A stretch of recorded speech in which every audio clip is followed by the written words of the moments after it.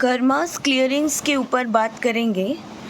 उससे पहले मन, आत्मा, शरीर और अवचेतन मन के बारे में आज आपको कुछ कहेंगे ताकि एक क्लियर पिक्चर आपको मिले। Mind, body and soul alignment के बाद अक्सर टीएफ या ट्विन फ्लेम जर्नी में कहा जाता है, बट समझे बिना कि क्या शरीर है, मन है या आत्मा है, या ये तीनों का तत्व ऊर्जा क्या है, हम इसे अलाइन क्या ही करेंगे, क्या ही कर पाएंगे। नमस्ते, वेलकम बैक इन परी अभी ट्विन फ्लेम 1176 पर लेके प्रभु का नाम। आज मैं इस टॉपिक में बात करूंगी। आत्मा परमात्मा, परमपिता, परब्रह्म, परमेश्वर श्री परम भगवान का ही अंश होती है, जिसे उच्चतम ऊर्जा शक्ति एनर्जी कहा गया है। परमात्मा अनंत है तो उसका अंश भी अनंत होगा। यही से अहम ब्रह्मास्मि की थ्योरी या कंसेप्ट आती है। आत्मा इस मूल है। अगर उसकी शक्ति को कोई सही मायने में समझ ले तो कुछ भी कर गुजर सकता है। भगवान से मिलन, जो कि उसका अल्टीमेट गोल है, उसे भी अखंड अनंत ऊर्जा होती है। आत्मा में यानी ब्रह्म तत्व यही है। इसका गोल होता है खुद को जानकर या तो खुद को ब्रह्म लीन करवाना या सत्यता की ओर आगे अग्रसर होना, क्योंकि हर एक आत्मा परमात्मा का ही अंश होता है। इसीलिए उसका स्वाभाविक स्वभाव है परमात्मा से मिलन की ओर अग्रसर रहना। आत्मा को अपने आप को खुश रखने के लिए खाने पीने की ज़रूरत नहीं, यानी कि खाने को अन्य पदार्थ, पीने को जल, या फिर अपने आप को संतुष्ट रखने के लिए भोग या इच्छाओं का होना, ये आत्मा से परे है। आत्मा सच्चिदानंद परमपिता का पार्ट है, इसीलिए वो ऑलरेडी एक हैप्पीनेस की एनर्जी में ही रहना पसंद करती है। मन है हमारा वो दूसरी स्तर वाली ऊर्जा, यानी कि माइंड, जो अति चंचल होता है, बिजली से भी तीव्र गति में भागने वाली तत्व, जो एक जगह स्थिर नहीं हो पाता और मन हमें हमेशा विचलित रखना चाहता है।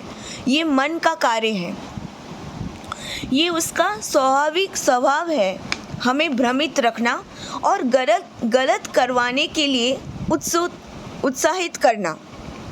इसीलिए तो कहा जाता है कि मन को वश करें या मन को जीत लें, और मन के हारे हार है और मन के जीते जीत। ये इसीलिए कहा जाता है कि अगर हम मन में कोई चीज़ ठान लेते हैं और उसी पर कार्य करते हैं तो हमें जीत अवश्य हासिल होती है। और मन ही पहले से विचलित होकर उसके खुशी के लिए सोचता है तो फिर हम पहले से ही हार जाते हैं। मन को जीतकर वश में करना, आत्मा को पूर्णतः शक्ति हमें प्रदान करवाना, यही उच्चतम कार्य है। मन को जीतकर वश कर आत्मा को पूर्णतः शक्ति हम प्रदान करवा पाएंगे एवं भटकाएंगे नहीं। ये सोचना और समझना बहुत ज़रूरी होता है। मन कभी कभी ऐसी इच्छाएं करवाती हैं जो हमें पता होता है कि गलत है, अनुचित है, तब भी हम करते हैं, यानी कि गलत है जानते हुए भी कर जाते हैं, और भले ही बाद में हमें अफसोस ही क्यों ना करना पड़े। इसीलिए श्रीमद् भागवत गीता में हमारे प्रिय भगवान श्री कृष्ण मन पर विजय पाने की बात करते हैं। विभिन्न तरीके से हम मन को ही तो खुश करने की चक्कर में फंसे हैं। जितने विकार हैं जैसे कि काम, क्रोध, इच्छा, लोभ, मोह, मद, वात्सल्य, ईर्ष्या, द्वेष, सब मन के ही तो हैं। इन्हीं पर तो जीत हासिल करनी है। अब आते हैं शरीर क्या है। शरीर एक ऐसा सिस्टम है जो आत्मा मन का घर है या वास स्थान है। आप मान लो कि एक यंत्र है या साधन है जो आत्मा मन से चलती है। कर्मा क्लियरेंस इस शरीर से ही नहीं अपितु मन, क्रम, वचन, भाव से होती है। तो जैसे कि मैंने बताया कि कर्मा क्लिनजिंग के ऊपर या कर्मा क्लियरेंस के ऊपर बात करेंगे, तो इसीलिए मन, आत्मा और शरीर क्या है इसे समझना बहुत ज़रूरी है। बिना इन तीनों चीज़ों को समझे आप कर्मा क्लियरेंस या कर्मा क्लिनजिंग नहीं कर सकते। इसीलिए मैंने मन, आत्मा और शरीर के बारे में आज थोड़ा सा बात किया है। हम ना जाने कितने बार आते हैं और जाते हैं और ना जाने ये मन कितने बार हमसे कितना कुछ गलत करवा डालता है। हमें उन सभी कर्मास को कंट्रोल, शिफ्ट, डिलीट या क्लियर करनी पड़ती है और अपने साथ आत्म साक्षात्कार हेतु उचित कर्म करते हुए मन पर विजय प्राप्त कर भगवान की तरफ अपनी कदम आगे बढ़ानी पड़ती है। इसी से हमें 100% हीलिंग मिलती है। अब बात करते हैं अवचेतन मन की। अवचेतन मन क्या है?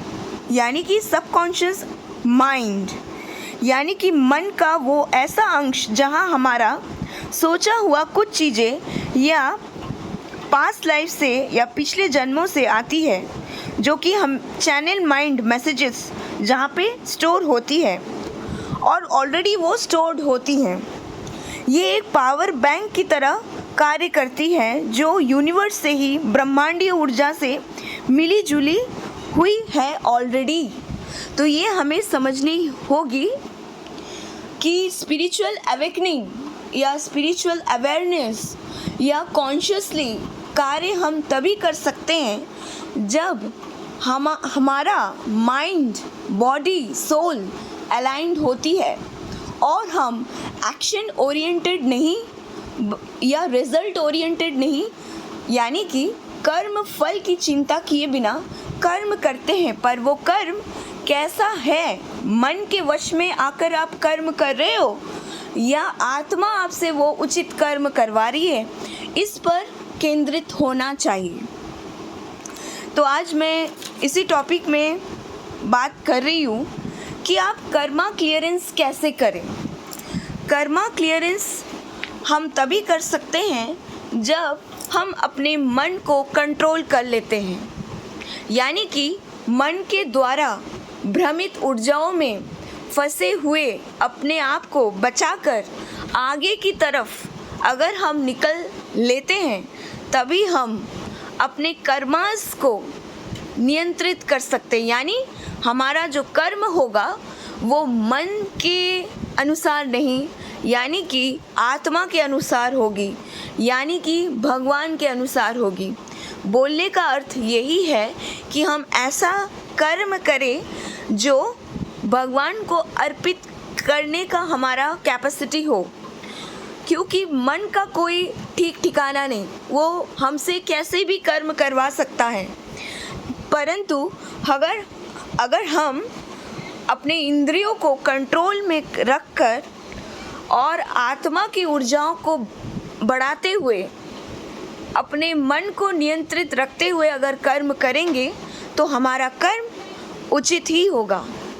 हम जानते हुए भी कि क्या कर्म कर रहे हैं वो सही है या गलत, जानते हुए भी अगर हम मन के इच्छाओं के वश में आकर वो कर्म कर रहे हैं तो वो क्या हमें 100% सही रिजल्ट देगा, ये सोचना ज़रूरी होता है। क्योंकि आप मनुष्य हैं और मनुष्य इतने सारे योनियों को पार करके एक उच्चतम योनि भगवान ने हमें दिया है ताकि हम विवेकपूर्ण बुद्धि का यूज़ करते हुए सही तरीके से कार्य कर सकें।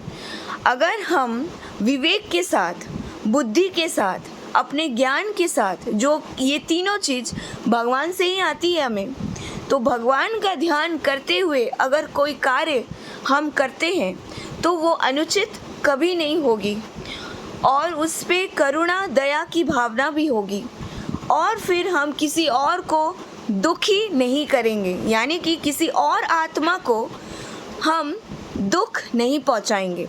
कर्मा क्रिएट तभी होता है जब हम जाने या अनजाने में ऐसा कोई कर्म करते हैं जो कि अनुचित होता है और फिर उसी को हम इस ट्विन फ्लेम जर्नी में क्लियर करने का पूरा प्रयत्न करते हैं। हमें ट्विन फ्लेम जर्नी में रखा ही इसीलिए जाता है ताकि हम सही मायने में अपने ज़िंदगी को सही तरीके से जी सके और उचित कर्म कर सके। तो यही कहना था आज मुझे इस ऑडियो में। धन्यवाद।